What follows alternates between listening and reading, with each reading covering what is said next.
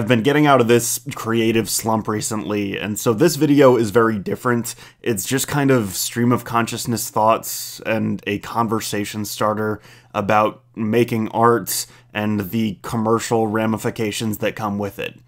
Hope you like it. With the release of the Kanye West docuseries JeenYuhs, we've gotten a detailed, transparent look into the rise of one of music's biggest stars. What I want to point out first and foremost within this video is that when you have a lot of intimate footage of famous, creative people in the midst of their process, good or bad, you're bound to get something interesting. Seeing a master of their craft do what they do is fascinating because most people could only dream of that level of skill. It's also impressive watching Steph Curry shoot and Lionel Messi dribble past 7 people, but the artistic struggle for greatness is unique because the end product is ultimately a representation of whoever made it. An NBA championship is an NBA championship no matter who's holding it. It's whoever won the games and scored the most points. But Kanye West made The College Dropout, and no amount of accolades would change that. That album was by him, and he's the only person in history that could have created it. JeenYuhs had inspiring scenes like when Ye was humming through the wire soon after his car accident,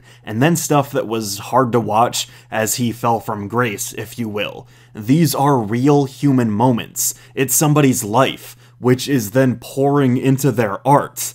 It's not a game. And while I do romanticize things in life, like the English teacher that wants to overanalyze the color of a chair or whatever, I personally think that there's a lot to learn about human beings and the meaning behind everything we do when it comes to creating art. And this will be my segue into a music documentary that I imagine many of you haven't seen. May It Last, a portrait of the Avett brothers. Released in 2017, this film follows the Avett brothers, a North Carolina alternative country folk rock band, as they make their 9th studio album, True Sadness. While JeenYuhs was full of a bunch of these "I can't believe they got that on camera and we were let in on the creative process" moments, there is precisely one 10-minute span at the end of this thing that I've been telling my friends and family about for half a decade now. It's truly one of the most thought-provoking things I've ever seen captured on film, and it's the basis for the question that I'm gonna ask all of you at the end of this video.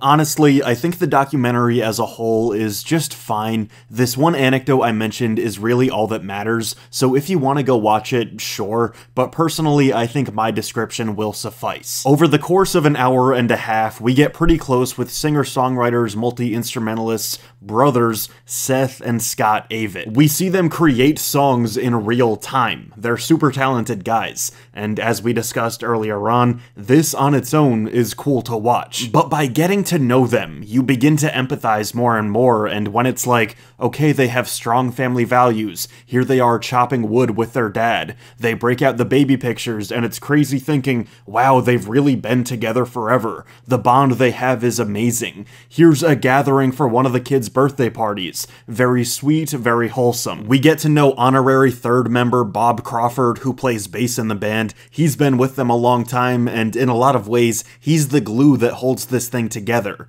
Then there's Joe Kwon that plays cello, but he also cooks for everybody, because remember, they're also close, yada yada yada. There are 2 very emotional parts of the documentary when we hear about Bob's daughter having a brain tumor, and how everybody in the band was so helpful when it was bad, and all the way through her recovery, and then Seth talks about his divorce, which was another tragic, life-altering moment not only for him, but for this whole troupe of people. And all this tearjerker stuff culminates in the Avett brothers performing and recording their song No Hard Feelings in its entirety at the end of the film. Seth wrote and performed lead vocals on this ode to love and trying to find peace in a world filled with so much negativity. While my description sounds simplistic, it's genuinely one of the most beautiful songs I've ever heard, and as I just explained, this group of people has had their fair share of true sadness. Just like in JeenYuhs, Hey Mama means a million times more once you see how Donda helped Kanye,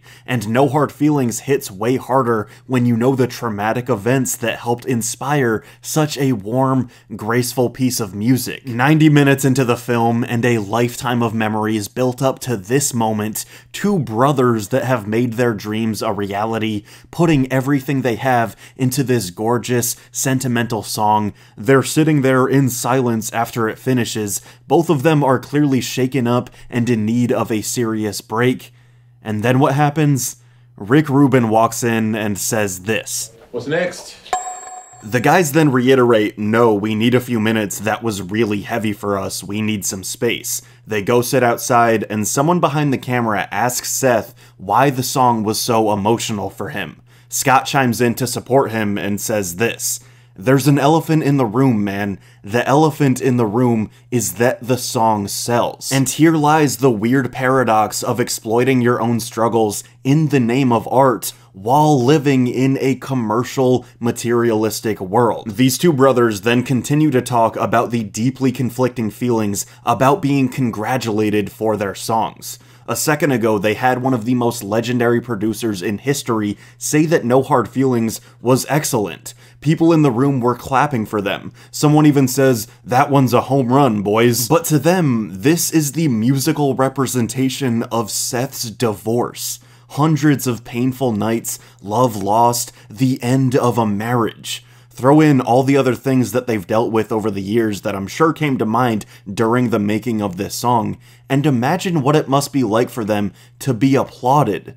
For Rick Rubin to see them finish and ask, what's next? Seth mentions that to overcome this, he tries to read the praise as, okay, we did a good job with the technical stuff, we hit the right notes, etc. Scott retorts by saying, but the technical stuff is just not what makes the song as good as it is. It's great because it took the most real-life sacrifice to create. It took the most living. With that in consideration, my mind goes in a million different directions. Well, it is a song that I enjoy listening to, so I think they did do a great job. But how can I say that without taking into account that the song would have never happened if Seth didn't suffer in his own real personal life in order to get to the place where he could have written it? But this is what they signed up for, right? They sell out touring across the country playing these songs that they suffered for, and I'm sure they're millionaires because of these songs that they suffered for.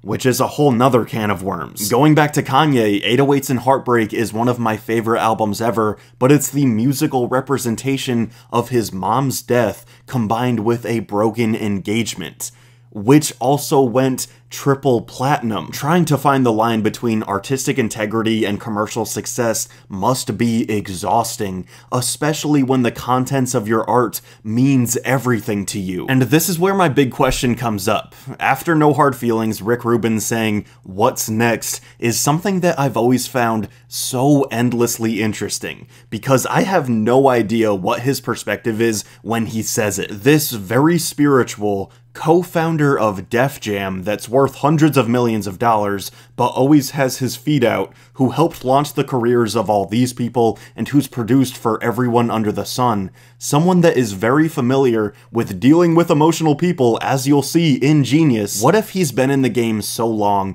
and he understands the line between artistic quality, suffering for that art, and the money that could be made off of it better than anybody else, and he wanted to keep them recording while they were in this emotionally distraught state? On one hand, that sounds like the coldest, most robotic thing ever. The concept of him puppet mastering this recording session so that the Avetts are at their most vulnerable and nearly breaking them down so that the music sounds better is rather terrifying. But again, is that or is that not the whole point of being an artist? I'll have conversations with my musician friends about how they want to make what they want to make, but they also want to be successful, but they don't want to sell their soul to the Spotify algorithm, and so on and so on. And seeing the complex mental anguish of Kanye and JeenYuhs and the Avetts in May It Last only validates those conversations even more. So, and I know this might seem pretentious, but I'm genuinely seeing if anybody has an answer. How do you correctly exploit your struggles as an artist? Thanks. Hey, thank you for watching whatever this was. I'm just kind of going off the top right now, and it's just flowing. And I feel like I forgot how to make videos when I was making this video. So hopefully I get back to it soon. Thank you for supporting me and what I do. If you want to support the channel even more, feel free to like, comment, and subscribe. Follow me on social media at RenshawHS. Buy my merch, support my Patreon, and thank you again. I'll see you soon.